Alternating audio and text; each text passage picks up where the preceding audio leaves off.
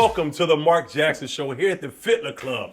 We have a special guest, one of the young, great, up-and-coming artists, King Saladeen. What's up, my brother? What's up, brother? How are you? Thank you for having me on your platform. Always. Man. We're about to have some fun. We're just going to relax, chill, and spit, and we want the world to know more about you. Okay. All right. My God.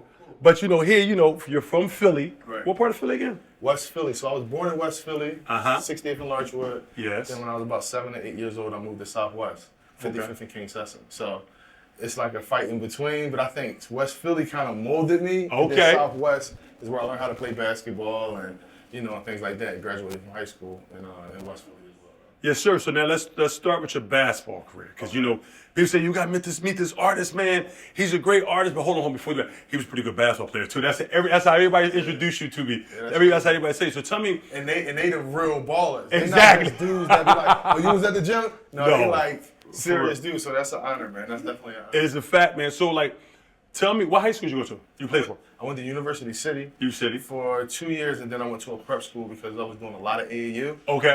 And, when you in a public league, you go to certain schools, they're not really giving you the curriculum. Unless it's like a grants or maybe an FLC or something. The ones that had guys coming down the pipe and know where to take. Yeah. So everybody was like strictly going straight to JUCOs from these schools. So I was getting highly recruited after playing at Big Time Vegas and Sunny Hill and a whole lot of different stuff. You know what I mean? So I really wanted to go D1 if I was getting these different type of looks. So I went to a prep school called International Christian. Okay. And that was up in the Alany area. Oh, it was in Philly? Yeah, it was in Philly. It was in Alany. Yeah. Oh, heck yeah, man. So let's start. So tell me about the love of basketball. How old were you when you started playing the game in Philly? And how did Philly basketball mold you and be ingrained in you to the person you become today?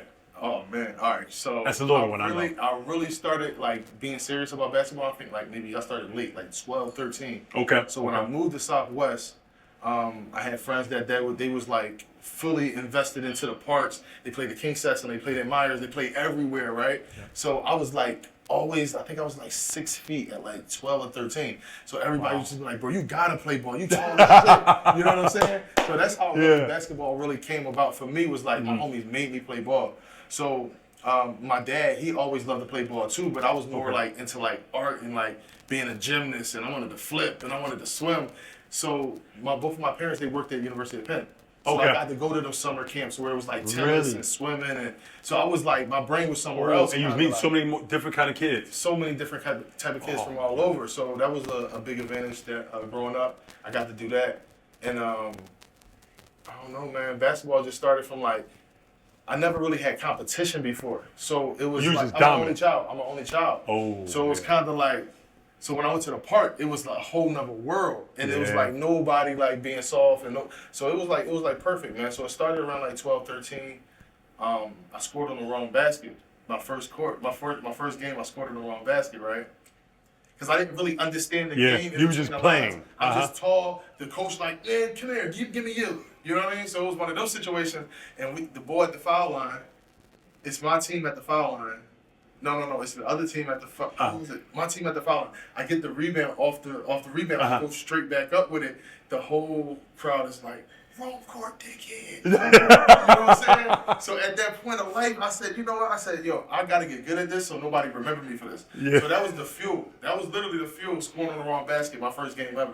And then from there, it was I just started to love the game. Yeah, it's funny. I tell everybody, so you, because of your art, you've been blessed and fortunate to travel the world, meet so many different people, being in so many different cultures, and being from Philly. And once they find out you're from Philly, no matter where you are, they said, oh, you from Philly. And they start asking you these questions. They don't want to be asked by California or Cleveland, whatever. Yeah. It was funny, and I tell people this. I said that the biggest thing, I said, you are born with basketball, boxing, and football. That's something in Philly.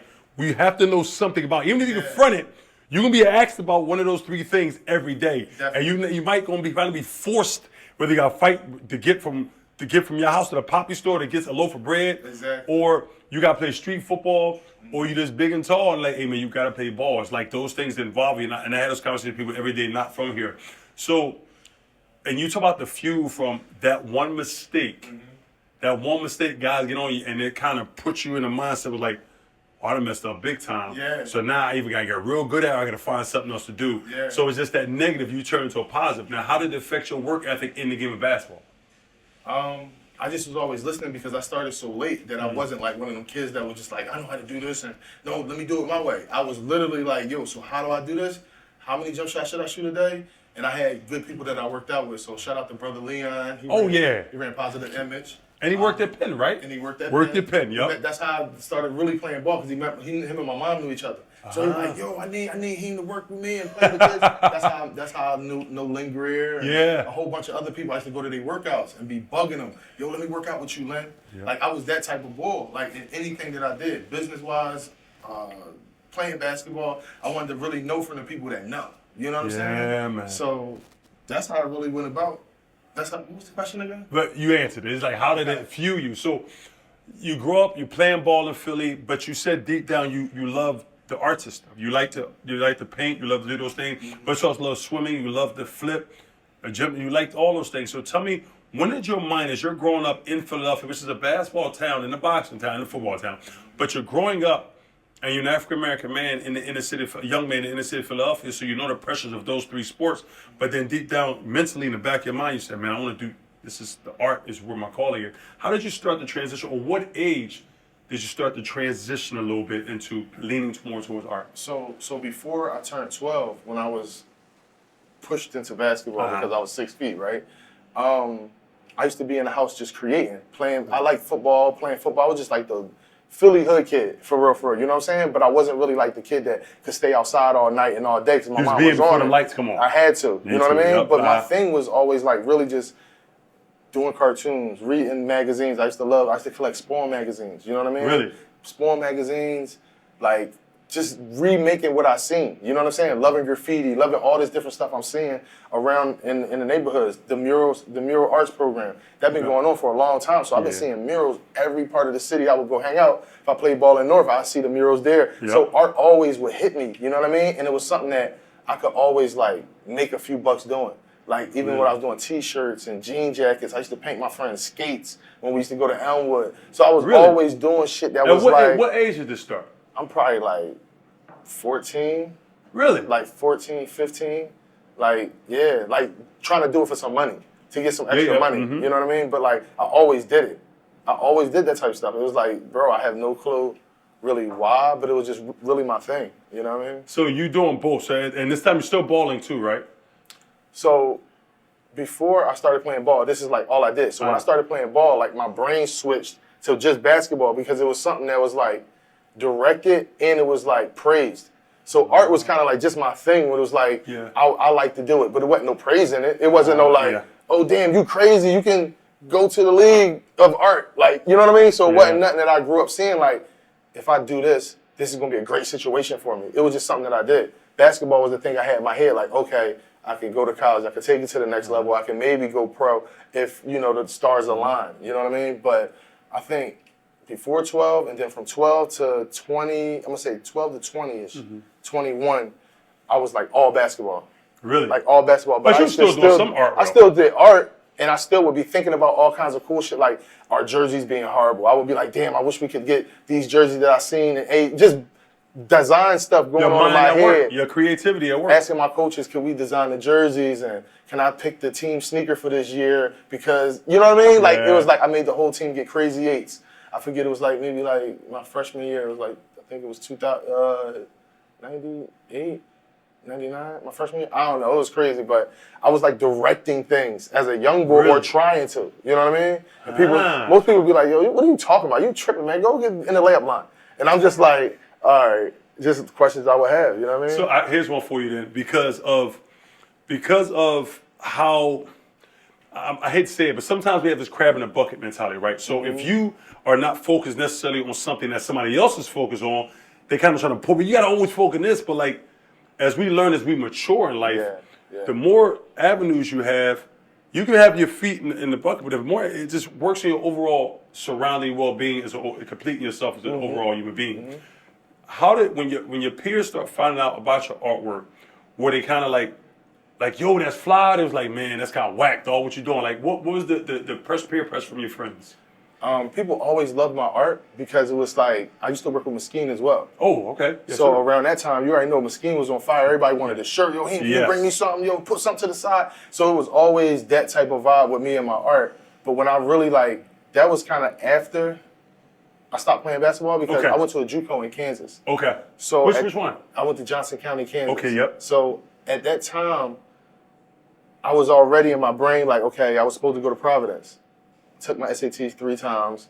Just couldn't get an 820 because from being from uni, I didn't really have the classes I needed to. So when I went to this prep school, I had to overload on accounting and all these other classes I had no clue about. And I'm just like, yo, I don't think I'm graduating high school. Like it felt like college and high school, just not learning much and then having to go to a real education school, a school that gotta teach you stuff. So it was crazy, bro. So it was I went through that and my brain is going crazy. What was the question again? So the question was about so you answered. My question was about when you started to transition and get to the point where how did people foresee your art? Okay. I think it was always positive. Really? It was always positive because everybody around me was kind of into clothes, into the fashion, into just other things than sports. The people I was around wasn't even really into sports. They was mostly hustlers and yo, that's dope, man. Would you do something for my crib? But they look nice. Nah, they look great. They look great. But so it wasn't really people was already thinking outside the box a little bit around me. So when I would come with something like this, they'd be like, oh yeah, you good at that. You know what I mean? Or how can I help? You know what I'm saying? Yeah. Flip some of this money for me. Or it was all kinds of stuff, but it was always positive, I think. So now I've listened to a lot of your documentary and how you give back. But before we get into that part, let's talk about let's get into the gritty now when your mind is on the art, and let's talk about is he your friend or your uncle JP? My friend. It was my best friend. Yeah. Your friend JP. Tell me when he started kind of pushing you, being more involved in your life, and kind of pretty much being that pushing momentum you have to kind of put yourself out there. Let's talk about when he came into your life, kind of pushing that at that point. Around how old when you started thinking when he started influencing you, hey man, you gotta be different? I think it was probably around 20, maybe 20, 21. Because he was my biggest supporter with anything, yo. With basketball, you need that. With basketball, he'll be the bull, right? You come into the park, you don't even know that you're about to play somebody. He already put up $1,000 and was talking shit for the last hour before you came. Yeah. So when you come, and you have no idea what you just got yourself into. He's yo, Marc, I just put up a stack on you. You got bust boy ass. And you're all right, I guess. Damn, can I go stretch first? So he's that type of guy, right? So, when basketball kind of was a fade out where it was yo, bro, I really want to take this art to the next level. Trying to do some art shit. He was really bro, I think you can do it. Because he was from Mount Airy. He moved to West Philly. So, Mount Airy is a little bit different. Yes, he knew a little culture. He played tennis. He knew about, he was a Quaker. You know what I'm saying? So he knew a lot more about life and, interior design. And I ain't know nothing but, you come to somebody's house, they got, a poster on the wall and a mirror. You feel what I'm saying? Exactly. It ain't and that's art to us in the city. And that was art. That was damn, y'all got it hooked up in here, kind of. You know what I'm saying? So me not knowing that, I didn't know what I really had artistically. When he seen it, he would be like, bro, I know people sitting around all day in classes that can't do the stuff that you doing, bro. Yeah. And I'm just whatever. So, Right on my head. Let me get some context here. So when you in the inner city of Philadelphia consists of, right for wrong, North Philly, South Philly, West Philly, some parts of Southwest, you get into Yaden. Mount Airy is pretty much it's past Germantown. Yeah. So it's still in the inner city, but it's a little bit out. And it's a little bit more diverse, a little more economically advanced than the inner city. More. A lot more, a lot more. You got grass outside. Yeah, you go. So you might have a yard.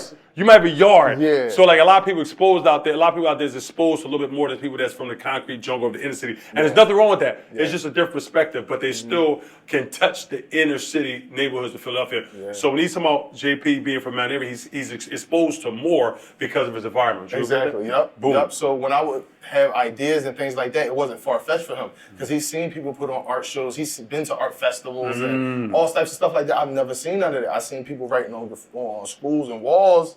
That was the biggest situation I've seen art-wise as a kid. You know what I mean? So let me ask you then.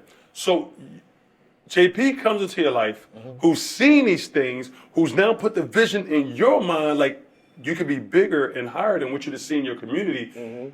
But you got your creativity from just your natural instincts of seeing art and loving it and saying, I can do something more with that. Yeah. And then now you get somebody expose you to put you in a situation where you get to see more. and now made your goal that you might even know you had a goal. It just raised it for Yeah, you. yeah. So like now that he comes to your life, he's pushing you. He's pushed you. You got to tell me though. I seen the story about how you went to I think it was Rouge, and wear some chicken wings. Oh, chicken fingers. Chicken Yeah, fingers. so JP spot. So JP was like the type of boy that was like, he wore Ferragamo and Hugo Boss. When we young boys, but I'm wearing Nike sweatsuits, he's like, bro, you can't wear that in here. You know what I'm saying? So we would go to Rouge. You know, I'm like, all right, it's nice down here, but Rouge is a lounge in Rittenhouse, which is probably the most affluent area in the city of Philadelphia, where people go to be seen and they look nice. And we're 22, 23-year-old African Americans, probably the only young people in the spot. You know what I'm saying? All the old money go to Rouge. So I was there just ordering chicken fingers. He's like, bro, they don't sell chicken fingers here. But me personally, we would go to all these nice restaurants. But I wanted to get something safe, and and I'm looking at stuff costing $72 for a steak. I'm like, I ain't even that hungry, and I didn't have no money like that. JP was the one that had the money, and you didn't want to be a burden. He helped me experience so many different things that where it's like these things are like second nature to me now. You know what I mean? It's like crazy. Exactly. So now JP's in you, and then you tell her. I've heard the stories, and I've read a story about when you first. When I speak about Philadelphia, Philadelphia is a large city, but it's a small city. Yeah. And I'm about to say something. I hope this ain't controversial, but this is just how I feel. I'm from North Philly. Everybody know I'm a Philly kid.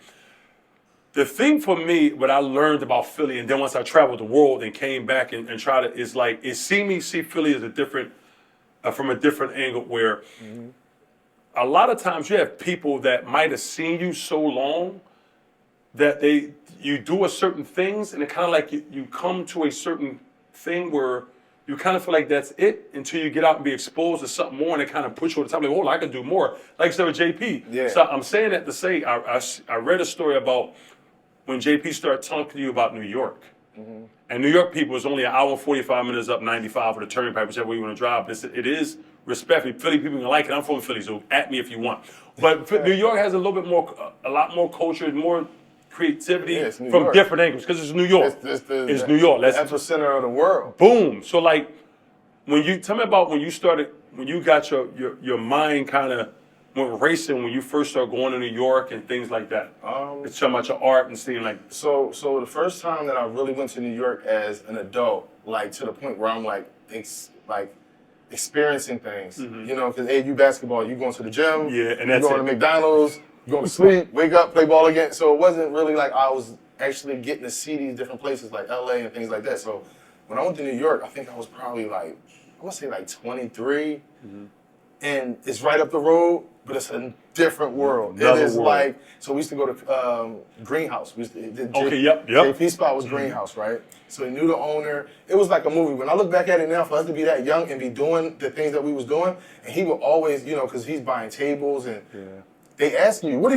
You guys play basketball? Or, you know what I mean? He like, no. Unfortunately, that's the first thing came out their mouth. He would say, no, my man, he the best artist in Philadelphia. So at the time, I didn't go to school for art, none of that type of stuff. So I'm like, okay, so you know, in New York, you say you're an art person. Yes. They own it. They like, people it's come art. to the table. It's a part of the culture. You know what I'm saying? So they like, yo, so what medium do you use? And I'm like, oh shit, what is a medium? I'm thinking to myself like, I don't know none of these educational art words. So JP would be like, yo, it's like the shit that you use, like markers or paint or what kind of paint. So as time went on, I would just be in New York learning all this game, just being wrong. But it was like no big deal, you know what I'm saying? It was before Instagram came out, it was probably like 2011-ish, 10, that we was going up there all the time. And he introduced me to these people that owned a club around the corner called Whip.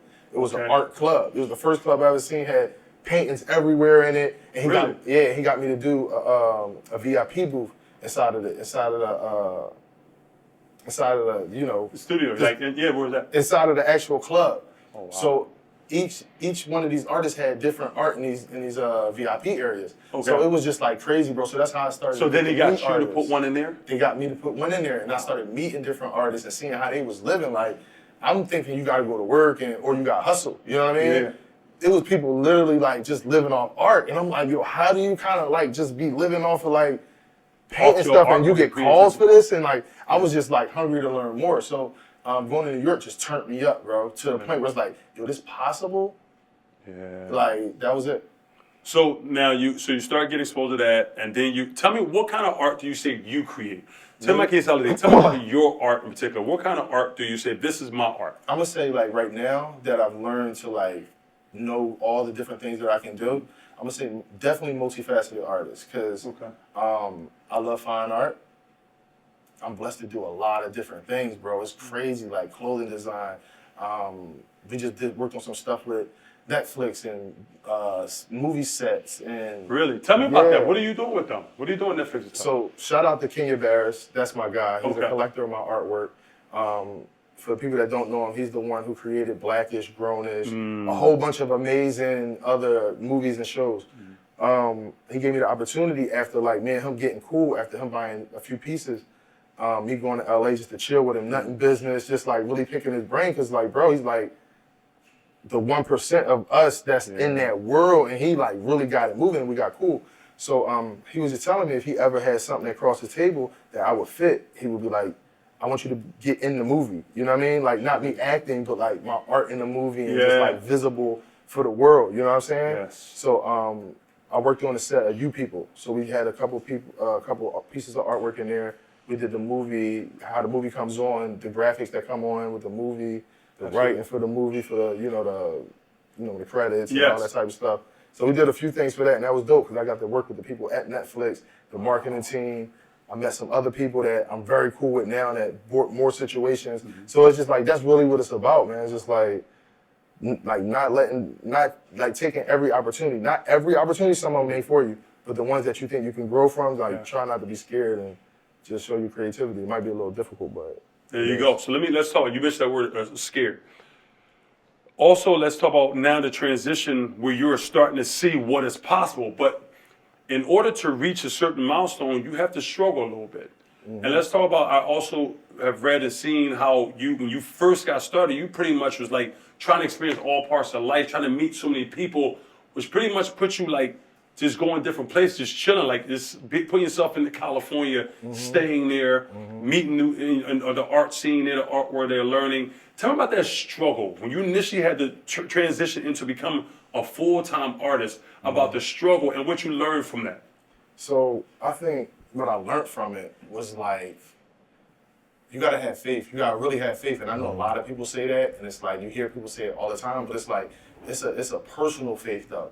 So it's like everybody go through these situations at different times, and they be really ready to give up or really ready to be regular. Like it's the easiest thing in the world to just be like, you know what, I'm gonna just get a job and it is what it is. Everything ain't for everybody. You can have those thoughts, you know what I'm saying? And I had a lot of those thoughts where it was just like, maybe this ain't it, or how am I gonna meet the right person? It was always somebody like JP that was just like, yo, bro, you gotta live it. You gotta like live it, kind of like, not like go to work and then try to be an artist, and then when you got days off, you gonna be with me in New York sometime. You're like, it ain't gonna work. You're like, nobody ever gonna be able to see what you can do. You know what I'm saying? You gotta meet these people. You gotta go to their studios. You gotta become an artist. You gotta hang out like an artist. And I'm like, bro, how do you just become an artist? I'm from Philly. I play ball. I'm like, how you just be an artist? Just wanna be hanging with people like, you an artist? So I was like so negative toward his positivity because I didn't really see it. You wasn't ready.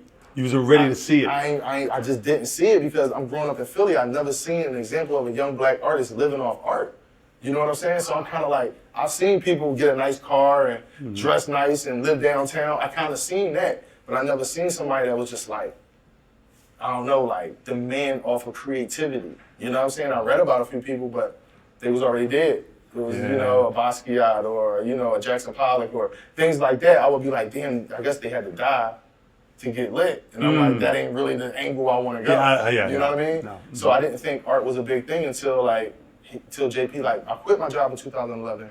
JP untimely passed away from cancer in 2013. So this whole time, he kind of like, bro, this is what you're supposed to be doing. Even getting me down to like First Fridays. He made me put my art out on First Fridays. He's like, bro, I'm telling you, watch when you sell one of them paintings, you're going to be down here every fucking First Friday. Really? And I was more the guy that was like, bro, I'm not trying to stand outside with my art. Like, this is like crazy. You know what I mean? He's like, bro, who gonna see it then? You ain't in no gallery, don't nobody know you, but you got all this shit in the basement. You know what I mean? So he was he was really pushing it. Now, how were you, let's talk, how about during that time when, because we all go through that. Somebody sees something in you before you see it in yourself. Yeah, and sometimes you need them to push you, and sometimes you have that wall up because you're not trying to hear it at that time. So when he's pushing, how How are you feeling? Because you're fighting against that tide. You find that tide is coming, and he's the tide. Like, I see it, and you're like, no, man, I'm not hearing it. I don't see the vision you had. How was that mentally with you? At what point did you finally say, okay, I'm sold and I'm in? It had to be like maybe I had already quit my job. Okay. So it was around the time where I walked out and quit my job. I was kind of like, I'm never getting a job ever again. I said that to like in like the spirit, like I'm never gonna do, what do they do, like the job interviews, maybe like lying. And they're like, so what are you gonna bring to the table? You be like, I'm gonna do whatever. It's like, I'm not really I can't fake it no more. I'm not bringing anything to nobody's company but mine. And I didn't know what the company was going to be, and I didn't know what it was really going to form out to be. But I just made the decision that I wasn't going to like try to kiss nobody's ass for a job no more, especially a job that I didn't want, wasn't going to help me, wasn't going to hire my kids whenever I had them. Yeah. It was nothing that I can get from that but giving time for money. And I knew the money they was giving me for my time for real, it ain't make sense. Yeah. You know what I mean? So I think around that point, it was like 2011, and then JP passed away in 2013.